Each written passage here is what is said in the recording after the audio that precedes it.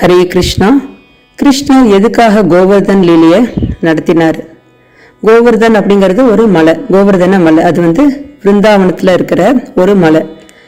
அந்த மலையை எதுக்காக கிருஷ்ணர் தூக்கினார்?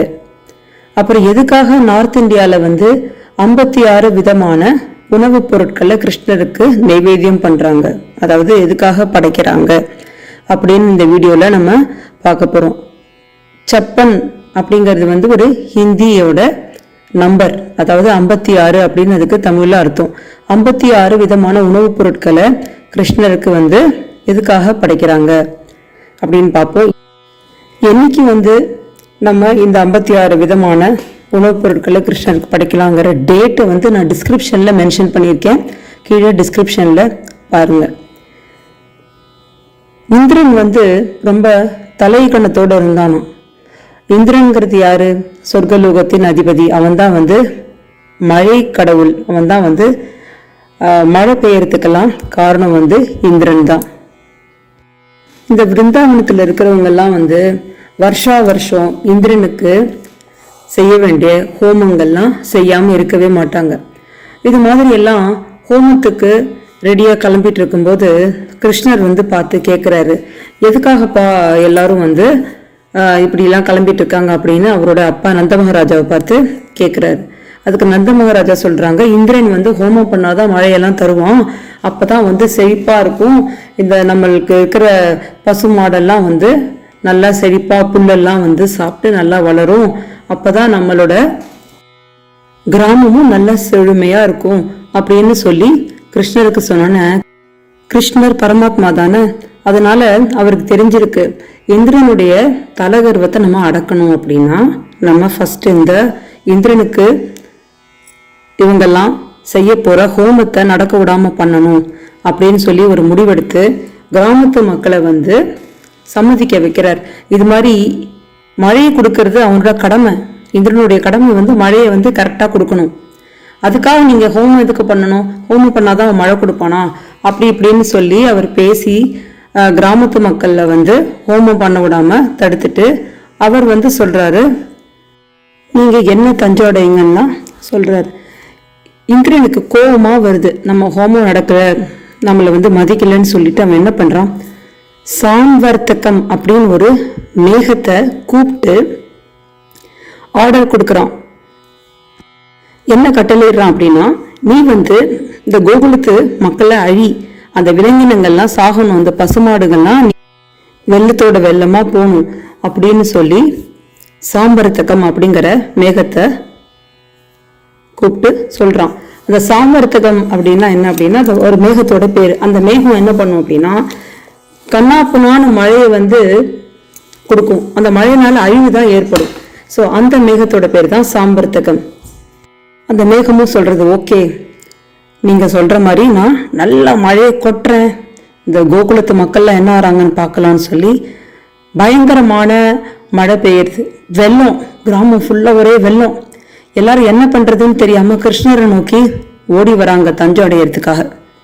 அப்ப கிருஷ்ணர் சொல்றார், நீங்க கவலைப்படாதீங்க, என்னோட சுண்டு விரலால நான் இந்த கோவர்தன மலையை தூக்கி உங்களை காப்பாத்துறேன், நீங்க எல்லாரும் கோவர்தன மலைக்கு கீழே வாங்கன்னு சொல்லி கோவர்தன மலையை குட்டி சுண்டு விரலால தூக்கி நிறுத்துறார். அப்பயே அவர் குழந்தை தான். கிருஷ்ணர் ஒரு 6 வயசு குழந்தை. அவர் சுண்டு விரலால மலையை தூக்குறார். கிராமத்து மக்கள்லேருந்து விலங்கினங்கள்லேருந்து எல்லாம் அந்த மலைக்கு கீழே தஞ்சை அடையிறாங்க. அதுவும் எவ்வளவு நாள் தூக்கிட்டு நிற்கிறார் அப்படின்னா 7 நாள் தூக்கிட்டு நிற்கிறாராம். இந்திரனுக்கு புரிஞ்சிருச்சு, சாதாரண மனுஷனால ஃபர்ஸ்ட் ரொம்ப பெரிய கல்லையை தூக்க முடியாது, இவர் பரமாத்மா இல்லையா, அதனாலதான் மலையை தூக்கிட்டார். இந்திரனுக்கு அவரோட கர்வம்லாம் அடங்கி அந்த மேகத்தை கூப்பிட்டு சொல்றான், நிறுத்திக்கோ, நான் தான் கடவுள், நான் தான் எல்லாமே நினைச்சேன், பட் எனக்கு கிருஷ்ணர் புரிய வச்சிட்டார். அந்த குட்டி பையன் சுண்டு வரலால மலையை தூக்கிட்டான். ஸோ யாரு கடவுள், யாரு பரமாத்மான்னு இப்ப உலகத்துக்கே அந்த கிருஷ்ணர் புரிய வச்சிட்டார். என்னோட கர்வம்லாம் அழிஞ்சிருச்சு, நம்ம போய் கிருஷ்ணர் பாதத்துல சரணாகதி அடைஞ்சிடலான்னு சொல்லி போய் இந்திரன் வந்து சரணாகதி அடையிறான். இதுதான் வந்து கோவர்தன் லீலை. இதுக்கு 56 ஐட்டத்துக்கும் என்ன சம்பந்தம் அப்படின்னா, 7 நாள் கிருஷ்ணர் எதுவுமே சாப்பிடலையாம். ஒரு நாளைக்கு யசோத 8 தடவை வந்து கிருஷ்ணாக்கு சாப்பாடு கொடுப்பாலாம். ஆனா இந்த 7 நாளும் கிருஷ்ணர் எதுவுமே சாப்பிடாம பட்னி இருந்தாராம்.